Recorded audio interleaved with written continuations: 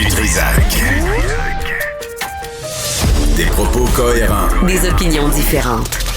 Vous écoutez Du Trisac. On va prendre le temps de parler des centres jeunesse qui se passent à Laval, surtout avec Michel Lompré, qui est agent d'intervention au Centre intégré de santé et de services sociaux, ce qu'on appelle les CIS de Laval, à la direction jeunesse, et ça depuis 36 ans. Michel Lompré, bonjour.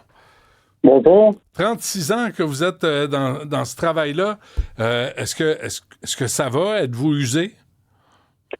Oui, je suis un peu usé, mais j'ai encore la vocation de travailler pour nos jeunes. Oui, puis aujourd'hui, vous lancez un cri d'alarme. Juste dire, avant de venir dans les médias, M. Lompré, vous avez essayé de contacter les partis d'opposition. Oui, exactement. J'ai même envoyé une lettre au ministre Carman lui disant là, qu'on était pressé au niveau de nos enfants de 6-12 ans, qu'on était en train de les institutionnaliser dans des établissements institutionnels, puis qu'il fallait construire des infrastructures adaptées pour eux pour pouvoir les aider à évoluer dans la vie puis pouvoir réussir, qu'ils puissent s'épanouir dans la vie au quotidien. OK, quand vous dites institutionnaliser, là, qu'est-ce que ça veut dire pour nous, là, pour qu'on comprenne? Nous autres, là, on est deux centres. On a un centre jeunesse à Laval, un pour garçons, un pour filles. OK? C'est fait pour les jeunes de 14 à 18 ans. Il y a 10 ans, là, on a intégré des enfants problématiques 6-9 ans en disant que c'était des besoins temporaires. Aujourd'hui, on est rendu à 27 enfants 6-12 ans dans un milieu qui accueille des jeunes qui sont des jeunes contrevenants, des jeunes en protection de la jeunesse, mais on les mélange tous ensemble quand il arrive des problématiques au niveau retrait ou ces choses-là. Puis c'est là qu'elle est la problématique. OK, non, mais attendez, M. Lompré, je veux qu'on comprenne. Ouais. Là, vous parlez d'enfants, là, il y en a qui sont victimes d'actes qu'on doit protéger, et il y en a d'autres qu'on a mis là parce qu'ils ont commis des délits. Exactement. OK. Puis là, ils sont mélangés, là, ces enfants-là. Sont mélangés quand il arrive des gestions de crise à faire, parce qu'on n'a pas d'infrastructure, puis on n'a pas d'endroit adéquat pour nos enfants. Fait que ce qu'on fait, c'est qu'on les met avec des jeunes qui ont soit des problèmes de santé mentale qui sont problématiques en retrait ou ces choses-là, ou en isolement aussi, la même chose. On a ouvert une unité pour faire des retraits, mais on met toutes les retraits à la même place. Donc, nos enfants de 8-12 ans sont ensemble avec des jeunes qui sont avec des jeunes délinquants ou des jeunes en protection de 12 à 18 ans. Eh boy, c'est quoi l'effet sur ces enfants-là d'être en contact avec les jeunes délinquants? Ce que ça fait, c'est que les idéalise, excusez-moi le mot, j'ai de la misère à le dire, ouais. Ça idéalise, les jeunes idéalisent ces jeunes-là, puis ce que ça fait, c'est que ça crée on glorifie. Des jeunes qui vont être c'est là que je dis quand on crée des jeunes institutionnalisés, dans le sens que on les met avec cette clientèle-là, puis ça devrait pas exister. OK, parce qu'on glorifie le jeune délinquant là, aux yeux de ces petits pits-là. Ben oui, exactement. Le centre jeunesse quartier, M. Lompré, là, c'est construit en 1971. Ça a l'air que ma mère habitait de l'autre côté de la rue, dans la résidence pour personnes âgées. Fait que je l'ai vu longtemps, je le vois. C'est vétus, là. Ça a besoin d'amour, de rénovation. Ça a besoin d'amour et de rénovation. C'est désuet. Présentement, l'employeur a fait ce qu'il avait à faire. Il a fermé les isolements. Il était supposé de les rénover, mais faute de budget, avec le gouvernement qui demande de couper, on a coupé toutes les possibilités de pouvoir faire des rénovations pour pouvoir faire des isolements adéquats puis faire des chambres adéquates de défoulement pour nos jeunes 6-12 ans. C'est quoi des chambres de défoulement? Une chambre de défoulement, ça peut être une place où ce que l'enfant a besoin de sortir sa colère, de sortir sa crise, un petit endroit où, admettons, je vous donne des exemples, il y aurait des bâtons en mousse, ou il y aurait des petits punching bags en mousse pour pas qu'ils se blessent, des places où il a besoin de se défouler. Moi, personnellement, prendre un enfant de 6 ans parce qu'il va pas bien ou parce qu'il est en crise, puis le mettre dans une chambre 6x6, puis dire reste là, puis respecte ton espace de vie, je pense pas que c'est la bonne place pour les mettre. À quel point ils sont poqués, ces enfants-là, M. Lompré? À quel point ils ont besoin de soins? Ils ont besoin d'amour, ces enfants-là. C'est ça qu'ils ont besoin. Ils ont besoin de se sentir de se sentir aimés, puis ils ont besoin de pas vivre, comment est-ce que je peux vous dire ça, de pas vivre je cherche mes mots, là, je suis désolé, là, de pas vivre la séparation. Puis là, ce qui arrive présentement, c'est que nos intervenants sont tellement épuisés, ben ils s'en vont, puis ils partent, puis ils reviennent, puis ils s'en vont. Fait que pour eux, là, c'est de l'abandon qu'ils vivent au quotidien. Oui, après avoir été abandonnés souvent par leur propre famille ou leurs parents. Exactement. Ça, c'est le Centre Jeunesse Quartier, M. Lompré, construit en 1971. En 2021, le 6 de Laval, je lisais ça, là, avait soumis un plan au ministère de la Santé et des Services sociaux pour retaper les installations. Qu'est-ce qui est arrivé à ce plan-là? Ben, j'imagine qu'il est encore sur la tablette. Monsieur Dutrisac, je sais pas, il n'y a rien qui a bougé, il n'y a rien qui est fait, il n'y a rien qui est adapté. On continue. Depuis 1971, on a les mêmes robinets, je vous dirais. Je vous dirais qu'il y a des toilettes qui datent de 71 qui n'ont pas changé. Fait voyons donc. Je veux dire, c'est ça. Il y a eu des dossiers, là, on a sorti des dossiers de la presse aussi là, sur ce qui se passe à Laval et expliquer aux gens qui nous écoutent là, les mesures de contrôle et de retrait. Ça a augmenté entre 2021 et 2023, là, les mesures d'isolement, les retraits hors service, les mesures de contention, tout ça, ça a explosé.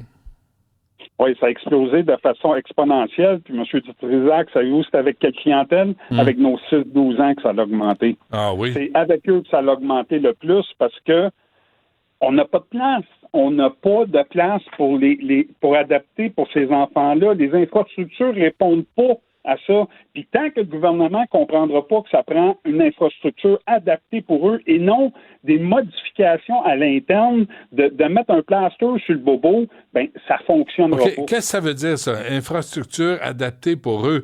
Moi, ce que je comprends, M. Lompré, là, corrige-moi si je me trompe, c'est que là, un enfant qui a besoin d'aide, qui a besoin d'être réconforté, il est mis en isolement ou en contrôle, puis il a le sentiment d'être puni au lieu d'être réconforté.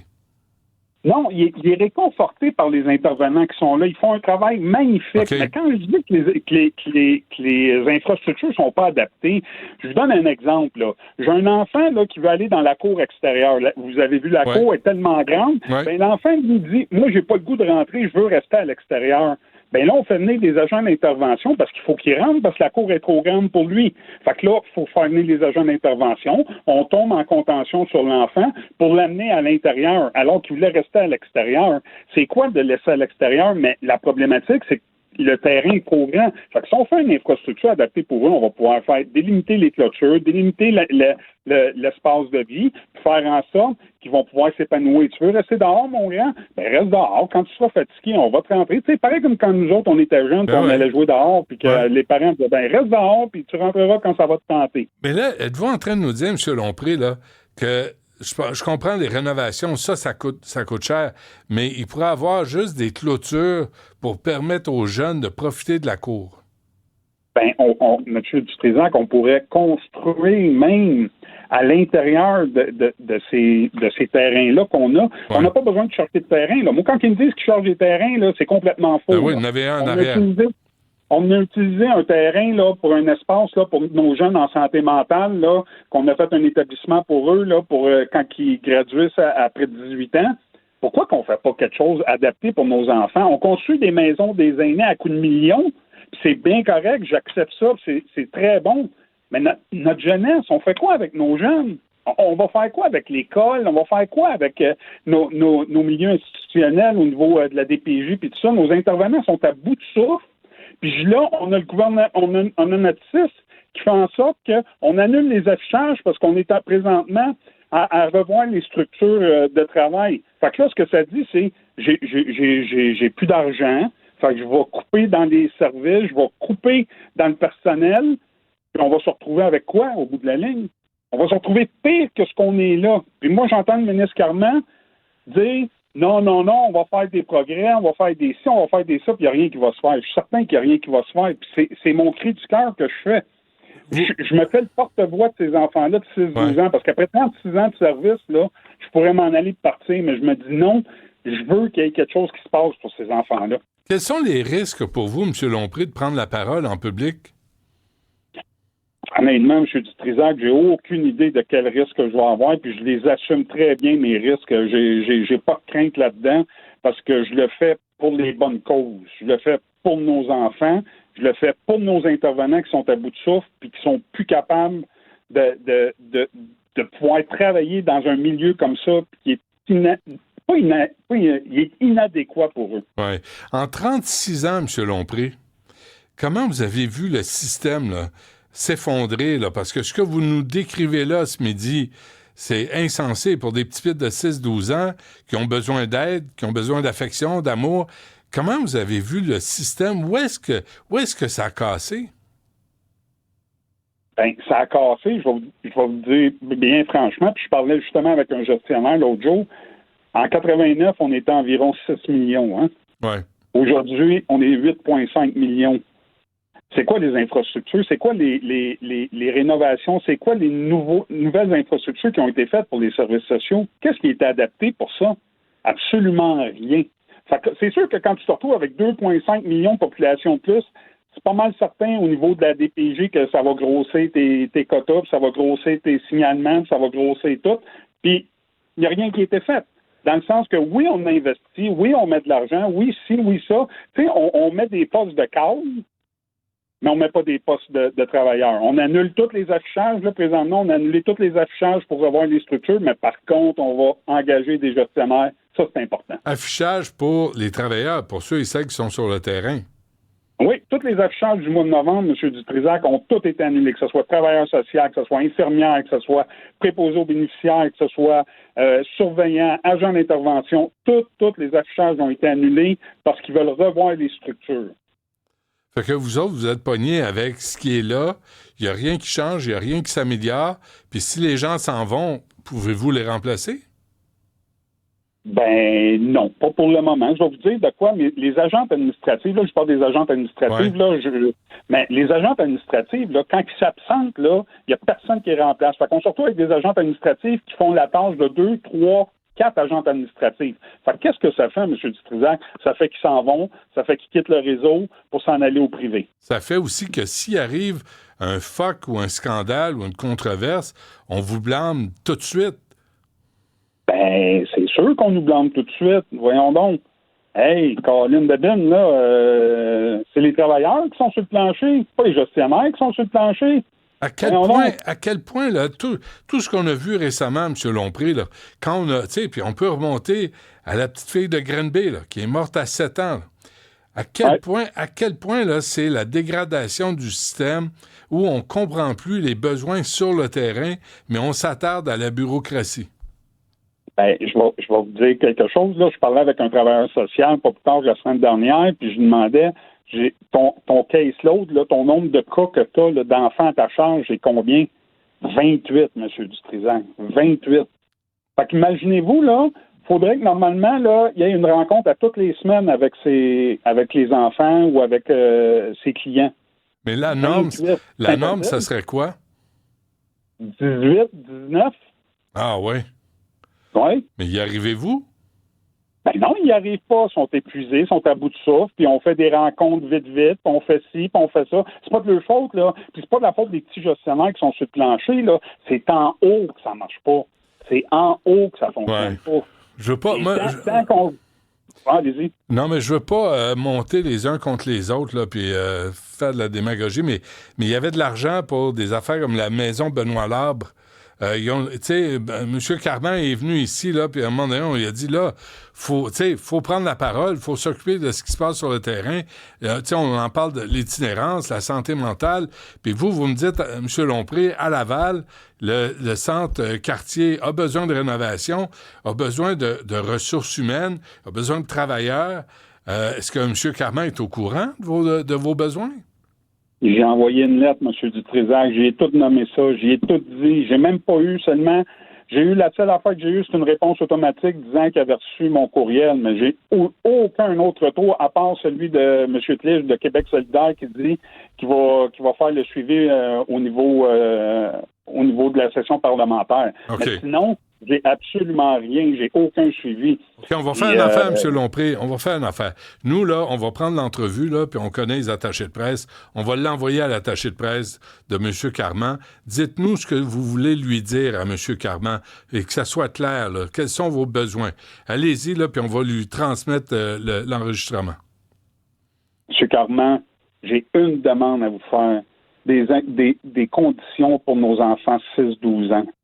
Des infrastructures neuves adaptées pour eux. OK? C'est ça qu'on a besoin parce qu'on s'en va à la dérive. Là, présentement, on est comme le Titanic, puis on est sur le bord du haut du bateau, puis il est en train de couler. Fait qu'il faut que ça bouge, s'il vous plaît. Le voyez-vous chez les enfants, ça? C'est cette dégradation des conditions de vie. Le voyez-vous, M. Lompré? Bien, c'est sûr qu'on le voit parce que au bout de la ligne, là, eux, là, ils se retrouvent dans des petites chambres exiguës qui sont pas adaptées pour eux. Tu sais, si je fais juste regarder le nouveau centre jeunesse qu'ils ont fait à Sainte-Thérèse, là, tabarnouche, c'est le Walt Disney des centres jeunesse. Je vous le dis, c'est beau, c'est grand, c'est adapté pour la clientèle. Tu peux pas faire du neuf avec du vieux, que ça date de 1971, puis la bâtisse à côté qui est NDL, ça date encore pire, ça date des sœurs missionnaires qui étaient ici auparavant. Oui, vous êtes à Laval, M. Lompré, vous avez parlé de l'augmentation de la population au Québec. Est-ce que vous refusez des cas? Ben, il y a une liste. Moi, je suis pas là, mais je sais qu'il y a une liste d'attente. Il y a une liste d'attente pour pouvoir faire rentrer des jeunes au centre. Des jeunes? Présentement, on a des unités de libre, mais on n'a pas de personnel pour le combler. Ça se peut-tu? À quoi va ressembler Noël pour ces enfants-là? Oh, c'est difficile, Noël. Même pour moi, c'est difficile d'être là à Noël avec eux. Là, on travaille fort, le personnel travaille fort pour leur donner un beau Noël, là, mais ça reste que c'est très difficile. La présidente du syndicat, Mme Bourque, là, elle vient faire des représentations à Noël, puis ci, puis ça, puis c'est très, très difficile pour ces enfants-là. Quand vous dites difficile, là, ça veut dire quoi concrètement? Ben, la tristesse dans les yeux, je vous dirais ça. C'est comme ça que je le vois, là, tu sais, là. Puis, ben, veut pas, tu sais, on a cette tristesse-là, mais on la montre pas aux enfants, tu sais, on va rester avec eux, on va animer, on va faire des choses. Mais quand on ressort après ça, c'est très difficile pour nous. Je vais vous dire, là, le personnel est épuisé, le personnel pleure beaucoup sur des situations où ce qu'ils disent, j'ai pas de moyens, j'ai rien pour pouvoir les aider. Ouais, c'est ahurissant. Il me semble que ça aiderait si M. Carman allait vous voir. Ben, ça aiderait si M. Carman viendrait nous voir, mais viendrait voir vraiment le monde du plancher. Puis s'il veut venir me voir, me rencontrer moi, ça va me faire plaisir d'aller le rencontrer. Parce que là, je vous parle de Laval, mais vous savez, Montréal, au niveau du Mont-Saint-Antoine, là, c'est pas bien mieux, là, hein? On va s'entendre, là. Cet établissement-là là, date aussi longtemps que celle du Centre Jeunesse Quartier. Puis c'est pas plus rose, c'est pas plus beau là-bas non plus, là. Oui, il faudrait que M. Carman y aille, mais pas en touriste, là. Faudrait qu'il prenne des notes. Un petit cahier, un stylo, là, prendre des notes. Il ne faudrait pas qu'il annonce sa venue. Il ne faudrait pas qu'après ça, que les gestionnaires disent « Hey, on va visiter telle place seulement, on va visiter telle place. » Non. On va faire le tour de la bâtisse au complet. On va faire vraiment une vraie visite guidée et non une visite arrangée guidée. Êtes-vous usé aussi par le dénigrement constant envers la DPJ? Puis, tu sais, quand on parle de la DPJ en général, là, ben, ça vous inclut, vous autres, les travailleurs sur le terrain, qui ont une maudite job à faire. Oui, bien, ça nous touche, oui, ça nous touche, mais au bout de la ligne, tu sais, je suis un père de famille, moi aussi, là. Ouais. Et je comprends ce que les gens peuvent vivre puis dire à notre sujet parce que si je serais pas dans le milieu, je penserais peut-être comme eux aussi, tu sais. Fait que je comprends le principe, mais oui, ça nous touche, mais on est capable de faire abstraction de ça puis de continuer à faire notre travail au quotidien parce que je pense que notre but premier, c'est les enfants. Tu sais, que les gens pensaient que Y, Z de moi, là, je m'en fous pas mal. Moi, ce qui est important, c'est les jeunes et les enfants. Combien de temps vous allez toffer encore? Je me suis donné... j'ai pris un mandat au niveau syndical parce que je suis officier syndical, fait que ça me donne une visibilité un peu mieux. Fait que je me suis pris un mandat de 3 ans encore pour continuer, pour me dire dans 3 ans, j'aimerais bien avoir une première pelletée de terre pour ces enfants-là. Oui. Donc, 36 ans à la job, peut-être prendre la retraite après 40 ans. Puis c'est une maudite job, hein? L'horaire est pas simple non plus. Non, on a des horaires atypiques, on a des horaires rotatifs, jour, soir, beaucoup de temps supplémentaire. De là pourquoi que le personnel est épuisé, parce qu'on est beaucoup en bris de service. On n'est pas assujetti au TSO, mais on le fait par nous autres mêmes, le TSO, parce qu'on se dit, on peut pas laisser nos travailleurs tout seuls. M. Lompré, je vous remercie d'avoir pris le temps de nous parler. J'espère que ça va donner quelque chose.